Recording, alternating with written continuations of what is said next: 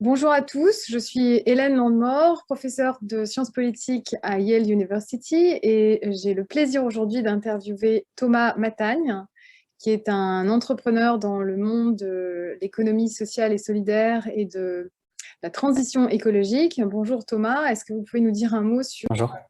votre parcours et votre profession? Bonjour, merci beaucoup de l'invitation. Bonjour à tous. Je m'appelle Thomas Matagne, j'ai 34 ans. J'ai fait des études en sciences et politique de l'environnement sur les enjeux de transition écologique. Et j'ai d'abord travaillé à la région Île-de-France, donc en France, et au ministère de l'écologie français sur ces enjeux-là. Et puis, j'ai quitté le secteur public pour créer Ecov, qui est une entreprise innovante dont l'ambition est d'apporter un service public innovant permettant de résoudre les enjeux de transition écologique sur un sujet qui est la mobilité dans les territoires périurbains et ruraux. Merci. Donc, Thomas, vous avez lu le manifeste Démocratiser le travail. Qu'est-ce qui vous a paru pertinent dans ce manifeste? Qu'est-ce qui vous a attiré ou parlé et pourquoi? Les trois axes du manifeste sont vraiment très intéressants. Ce qui me stimule en particulier, c'est le troisième autour de dépolluer. Parce que l'enjeu, il est absolument crucial. Et en fait, tout ce que l'on fait aujourd'hui en termes de production économique amène à plus de pollution ou à la préparation d'un monde qui est plus durable. Et donc, nous, c'est exactement ce qu'on fait. Moi, j'ai créé une entreprise et on a une équipe qui est créée, qui est complètement mobilisée pour ça. Donc, en deux mots, en fait, on a en quelque sorte, dans le siècle passé, démocratisé la consommation jusqu'à outrance, jusqu'à l'absurde, jusqu'à faire un système absurde. Concrètement, sur la question de mobilité, en France, dans les trajets du quotidien, les gens sont à peu près à 1,3 personnes par voiture. C'est-à-dire qu'on a des voitures de quasiment 2 tonnes qui ont 5 places et qui sont complètement sous-utilisées. Et ça a été construit depuis un siècle puisqu'on a organisé un aménagement du territoire, les gens vont travailler à un endroit, habitent ailleurs, etc.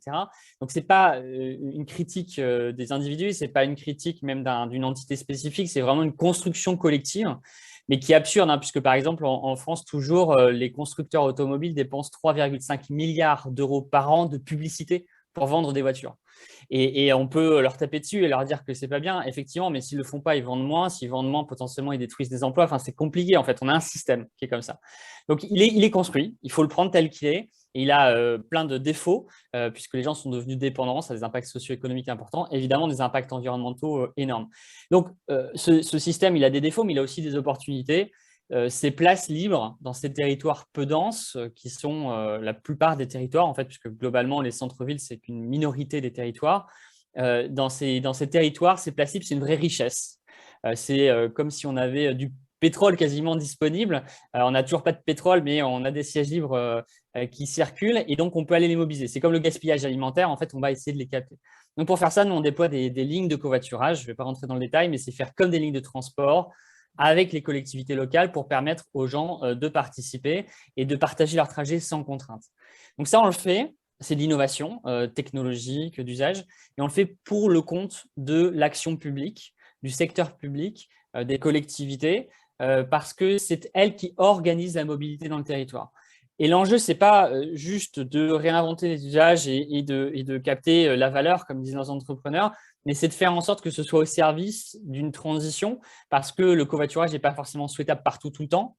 C'est potentiellement ce qu'on appelle de l'effet rebond, davantage d'usage de la voiture, d'étalement urbain, etc. Donc, il faut le concentrer sur des origines-destinations, il faut le concentrer dans des besoins particuliers. Et ça, c'est le rôle de l'acteur public. C'est lui qui nous guide, c'est lui qui organise, qui imagine l'aménagement du territoire, son fonctionnement. Et donc, voilà. Et donc, nous, on est une entreprise, on est du secteur privé. Donc ce qu'on appelle une start-up, hein, mais on est inscrit aussi dans l'économie sociale et solidaire. Donc, il y a un statut spécifique en France qui permet de cadrer ça en termes de répartition des bénéfices réinvestis principalement dans le développement, de gouvernance, etc. Et c'est vraiment ça que l'on cherche à construire. Et c'est bien à la fois dépolluer, c'est un axe à part entière qui mobilise les gens. Et on pourrait y revenir sur à la fois de l'argent et puis du travail. Et c'est en lien et fortement aussi avec la façon dont on le fait. On cherche à faire une entreprise qui est, où les gens participent activement. Et de toute façon, on ne peut pas faire autrement s'ils ne participent pas activement. On n'arrive pas à résoudre les problèmes qui sont les nôtres face au système actuel. Et donc, voilà, ce que l'on construit, c'est un système de mobilité très innovant par rapport au système actuel. Mais on part de système actuel pour construire le système de demain. D'accord, merci beaucoup. Donc, vous avez mis l'accent surtout sur la ligne dépolluée. Mais plus généralement, à votre avis, quels sont les obstacles qui entravent un peu l'accomplissement de ces buts complémentaires que sont démocratiser, décommodifier, décarboniser, selon vous?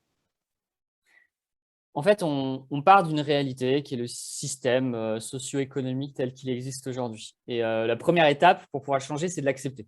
C'est de le prendre tel qu'il est. Il y a des gens qui travaillent avec une certaine organisation, des flux d'argent en salaire, en capital, etc. Tout l'enjeu, d'après moi, c'est d'arriver à élargir l'horizon, élargir les perspectives de tous les acteurs, et en particulier des gens qui ont les moyens d'investir dans le futur, et donc des gens qui ont de l'argent, les capitalistes notamment. Alors les capitalistes, il y a plein de formes de personnes qui ont de l'argent. Donc nous, on a recours à ça, à des acteurs qui nous financent en capital, parce que notre activité actuelle dans le système tel qu'il est aujourd'hui n'est pas viable économiquement. Elle n'est pas rentable. D'abord parce que c'est l'innovation, donc ça coûte cher. Et ensuite parce que le système n'est pas fait pour qu'elle soit efficace. En revanche, il y a des gens qui sont prêts à croire que c'est le futur. Et ça, c'est assez paradoxal en fait, parce que si on y réfléchit bien, le capitalisme, la force du capitalisme, c'est justement de croire dans le futur. Le fait d'investir du capital dans quelque chose, c'est accepter de ne pas consommer à court terme pour préparer quelque chose qui apportera des revenus sur le plus long terme. Donc, fondamentalement, c'est l'invention du capitalisme, de reporter sur le futur des revenus, des activités. Sauf que le capitalisme est devenu complètement myope. Il cherche à raccourcir cet horizon de temps, à avoir des retours sur investissement qui sont toujours plus courts et qui restreignent complètement l'innovation. C'est de l'innovation uniquement incrémentale de choses qu'on sait déjà faire, ou c'est de l'investissement dans des choses qui sont déjà maîtrisées. On va forer encore des puits de pétrole parce que ça, c'est des technologies qu'on maîtrise. Or, si on veut arriver à faire en sorte d'inventer demain, il faut lui élargir l'horizon et l'éloigner. C'est en fait de faire en sorte que les capitalistes, les gens qui ont l'argent, croient dans un autre futur. Parce que s'ils croient dans un autre futur, ils savent que c'est la valeur du futur. Et donc, ils sont prêts à imaginer qu'on peut aujourd'hui mettre de l'argent, des moyens, mettre de l'argent qui va permettre de faire travailler les gens concrètement, alors qu'il n'y a pas de rentabilité aujourd'hui, mais qui sera, parce que ça a du sens pour le système qui sera demain existant. Donc, en fait, c'est une croyance. J'ai une petite question quand même.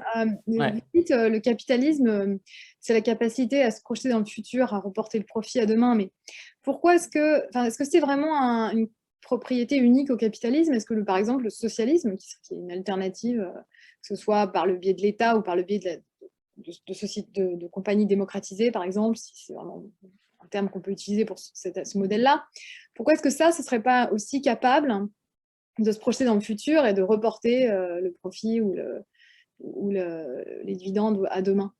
Pourquoi ça doit J'ai pas dit que dans pas dit que d'autres. Ouais. Non, j'ai pas dit qu'il y avait d'autres modèles qui permettaient pas ça. D'accord, Je disais d'accord. que le capitalisme, c'était dans le sens d'un paradoxe, parce qu'aujourd'hui, on le voit vraiment comme un objectif de profit à court terme, Ouais. ce qui est une réalité, alors qu'en fait, au départ, c'est plutôt une projection dans le futur. En revanche, et c'est le cas pour ce qui nous concerne, on croit fortement à de la régulation et de l'intervention publique qui peut prendre différentes formes, qu'on peut appeler socialisme, qu'on peut appeler intervention publique autre. Et d'ailleurs, nous, les acteurs qui investissent en capital risque sont des investisseurs qui sont largement portés, voire exclusivement portés par des acteurs publics. Et ça, c'est un point clé. Avoir la capacité d'acteurs publics qui investissent dans une économie qui productive, enfin, qui doit produire quelque chose à la fin, mais dans une vision de long terme. Ce que le capitalisme de court terme ne sait pas faire, ne veut pas faire, parce qu'il veut du profit de court terme. Donc, on est bien effectivement sur une vision qui est élargie de la projection dans le futur. Et en fait, là, ce que je proposais, c'est pas juste le schéma classique de, voilà, on a du capitalisme qu'on régule de l'extérieur par un État un peu interventionniste. C'est Mm. vraiment une autre forme d'économie qu'on appellerait une économie socialiste, où c'est plus les investisseurs en capital, comme dirait Isabelle Ferraz, qui prennent les décisions principales, mais éventuellement les travailleurs, les représentants des forces du travail. Donc, Mais, est-ce absolument, que non, mais ça, c'est un modèle compatible avec ce dont ouais. vous parlez? Ouais, c'est une excellente question parce qu'en fait, alors, d'abord, avant d'y venir, juste préciser que nous, aujourd'hui, ce qui nous permet concrètement, ce qui permet de payer les salaires des gens, c'est à la fois l'activité et donc le chiffre d'affaires d'une entreprise classique, l'investissement en capital, l'investissement en dette et puis la subvention. Et ça, c'est de l'investissement collectif qui passe par l'impôt au départ. Donc, il y a quand même une forte orientation publique dans cet apport de financement-là. Oui, mais Et c'est c'est externe. bien c'est C'est externe. externe. Et ouais, absolument, absolument. Mais Oui, je c'est vais venir sur travailleurs la… dans l'entreprise, c'est Ouais, ça que je veux dire. absolument. Et donc là, je restais vraiment sur la partie financière du Ouais. système pour bien dire qu'en fait, il n'y a pas que d'investissement capitaliste et que lui-même, il y a plein de formes. Pour venir à la question de la gouvernance et du portage et de l'interne. Parce que, en fait, le point de départ, c'est l'argent. Aujourd'hui, nous, on n'est pas viable. Et Mm. on nous demanderait d'être viable, c'est pas possible. En fait, je peux pas payer les salaires, il n'y a pas les recettes, il n'y a personne qui est prêt à payer, etc. Donc, il faut que quelqu'un paye. Donc, c'est pour ça que c'est un peu le nerf de la guerre. Mm. Derrière ça, il découle effectivement en fait, des critères. Donc, quand on a des subventions, bah, on a à répondre de ce qu'on fait de l'argent des subventions. Quand on a du capital, c'est un peu la même chose. Et en fait, ce qui se passe, c'est que les investisseurs en capital, ils veulent croire en un futur et ils ont leurs propres contraintes. Parce que eux-mêmes, en général, gèrent de l'argent d'autres. Par exemple, nous, on a la Caisse des dépôts et consignations à notre capital, qui est un investisseur public et qui gère l'argent, par exemple, des livrets d'épargne des Français. Donc, en fait, ils sont eux-mêmes dans un objectif d'équilibre ou de rentabilité économique dans un système d'intérêt, mais qui permettent, encore une fois, d'accélérer de la dépense à court terme sur quelque chose qui n'est pas viable pour l'instant. Néanmoins, nous, l'objectif, c'est que, enfin, c'est plus qu'un objectif, c'est ce qu'on fait et qu'on continue de construire, c'est justement de faire en sorte que ce ne soit pas que de la décision des investisseurs en capital. Et que les gens qui font l'entreprise, parce que c'est ça en fait, une entreprise, c'est des gens qui travaillent, c'est un collectif humain, et en particulier dans les métiers qui sont les nôtres, qui sont très innovants, très inventifs, etc. Si ces gens-là n'adhèrent pas, si ces gens-là ne portent pas, ne participent pas, on n'y arrive pas. Donc, effectivement, c'est dans nos statuts, on est en train de travailler aujourd'hui une nouvelle version plus poussée de construction d'une gouvernance où à la fois on respecte les contraintes des investisseurs en capital, puisqu'ils ont les leurs et qu'il faut bien les comprendre, et sans ça, de toute façon, on ne vit pas. Et en même temps, permettre l'intervention des parties prenantes, et en particulier des investisseurs en travail, et d'arriver à organiser une confrontation constructive. Donc, les formes que ça peut prendre, c'est en cours de construction, et les formes que ça peut prendre, c'est par exemple d'avoir l'équivalent de l'Assemblée générale des actionnaires en Assemblée générale des investisseurs en savoir. Ce que j'appelais les investisseurs en savoir, c'est d'avoir les gens qui travaillent dans l'entreprise, mais aussi des clients, des parties prenantes autour qui ont des savoirs qui nous sont utiles. Et ça, avoir une symétrie entre les deux et confronter les points de vue permet d'avoir un équilibre en fait. Et les investisseurs en capital ont tout intérêt à ça. Parce qu'ils savent bien qu'ils ne réussiront pas à avoir leur retour sur investissement si on ne réussit pas l'aventure en général. Et cette aventure, elle est portée par des gens. Et en plus, ce qui est assez paradoxal, c'est que des fois, on a une inversion en fait, des positions. Des fois, c'est l'investisseur en capital qui a une vision de plus long terme que l'investisseur en travail, qui lui va être sur régler un problème opérationnel à court terme. Et donc, on a une confrontation qui… L'objectif, c'est d'avoir une confrontation constructive et que cette confrontation soit existante, assumée, ouverte, et qu'elle permette de construire toujours un cran plus loin et qu'elle ne soit pas bloquante. Parce que tout le risque, c'est qu'évidemment qu'elle soit bloquante et dans ce cas-là, tout le monde a perdu. Donc, l'enjeu, c'est vraiment d'avoir cette organisation élargie de la prise de décision et la confrontation des points de vue tout en prenant des décisions qui sont effectives. Sachant que, après, c'est très, très concret, mais au quotidien, on est très pris par le métier, par ce qu'on doit faire. C'est très compliqué, c'est pas facile. Et en fait, il faut qu'on trouve des modalités qui ne soient pas chronophages, qui soient efficaces, et donc, on a une tension permanente entre faire mieux, faire plus de participation, de croisement des points de vue, et en même temps avancer suffisamment vite pour pouvoir développer les systèmes. D'accord, très intéressant cette notion de chambre des savoirs, je trouve ça intéressant. Des investisseurs en savoir, je veux dire.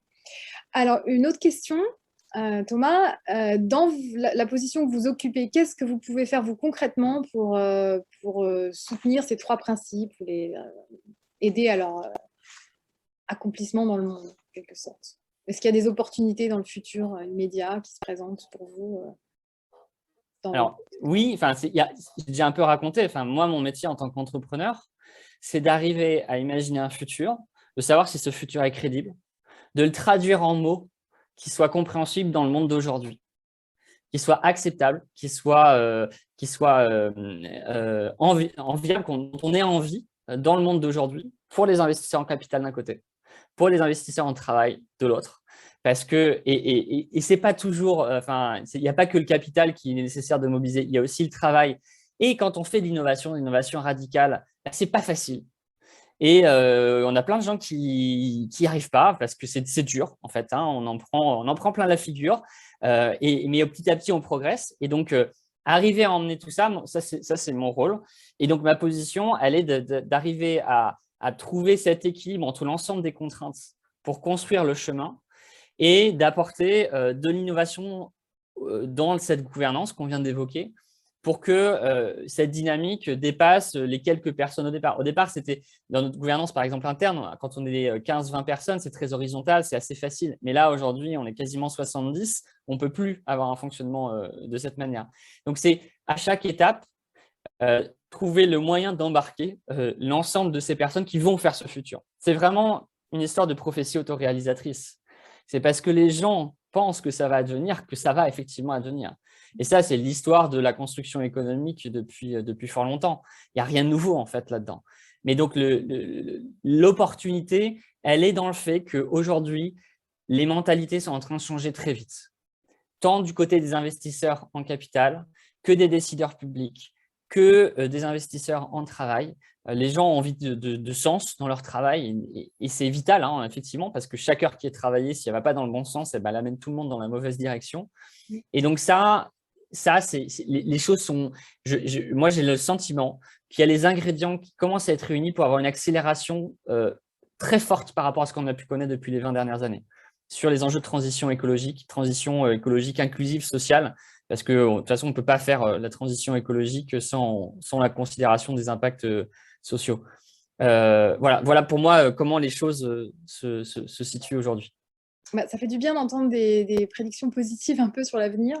Est-ce que vous avez d'autres mots d'encouragement pour le public sur des manières de contribuer à ce changement? Est-ce que vous avez des idées sur où orienter les énergies peut-être à l'heure actuelle? Moi, je pense qu'il y a plein de façons de faire. Il n'y en a pas une seule, bien sûr. Je pense qu'il faut beaucoup d'entrepreneuriat, mais au sens large du terme. Ce n'est pas que créer une entreprise. L'entrepreneuriat, ça peut être aussi des projets associatifs ou autres. C'est monter des projets qui transforment le futur. Et il faut croire dans ce futur, en fait. Rien n'est… En fait, vous savez, quand on apprend à conduire, on vous dit surtout s'il y a un obstacle sur la route, vous ne le regardez pas, vous regardez là où vous allez. Si vous regardez l'obstacle, vous le prenez. Et c'est la même chose en collectif, dans la direction collective. Il faut croire dans un futur qui soit différent, positif, sans être naïf. Hein. L'enjeu, il n'est pas du tout d'être naïf ou d'être superficiel ou autre. C'est vraiment de croire qu'on peut faire différemment pour ensuite se donner les moyens de le faire. Et qu'on ait de l'argent et qu'on puisse investir en capital, évidemment, orienter cet argent là-dessus et pas orienter sur du profit à court terme. Mais quand on n'a pas d'argent et qu'on passe son temps à travailler, ou pas beaucoup d'argent, ou bref, quand on est quelqu'un qui travaille, et ben c'est la même chose en fait. Et le fait que des gens décident de quitter des boulots qui vont pas dans le bon sens collectif, ça rééquilibre globalement la façon dont des entreprises plus petites comme la mienne, qui n'ont pas de notoriété, etc., peuvent recruter, tout simplement. Recruter des gens qui sont prêts à changer le monde, transformer. Et ça change la donne. Et ça nous donne, nous, des moyens pour être plus efficaces face à des acteurs qui sont bien installés, etc. Donc, c'est vraiment… il nous faut plein d'équipages, plein d'équipés, d'entrepreneurs dans tous les domaines de la vie humaine, parce que tout est globalement à réinventer. C'est possible. Et il n'y a aucune raison de penser qu'on ne peut pas le faire, qu'on ne peut pas faire mieux. Il y a eu plein de révolutions par le passé, politiques, industrielles, etc. Et voilà, pour moi, l'enjeu, c'est de croire dans une autre façon de le faire et de se le projeter, de le voir et de se donner les moyens. J'aime beaucoup une citation de Pierre Curie qui dit il faut faire de la vie un rêve et faire d'un rêve une réalité. C'est vraiment ça, en fait. Il faut accepter la situation telle qu'elle est, qui est catastrophique. Vraiment on a des bonnes raisons d'être très pessimiste. Mais il faut croire que ce n'est pas ce qui va se devenir. Et il faut tous se donner tous les moyens pour le faire, quelle que soit notre place. Merci Thomas Matagne. Brillante manière de conclure l'interview sur une vision plus positive. Il y a aussi une citation de Gramsci qui est souvent utilisée, peut-être trop utilisée, mais enfin ça correspond un peu à ce que vous dites en fait. C'est pessimisme de l'intelligence, optimisme de la volonté. C'est toujours C'est à peu d'actualité. près ça. Voilà. Merci Justement. beaucoup. Bon forum Merci beaucoup, Hélène. pour la démocratisation du travail. Au revoir. Au revoir.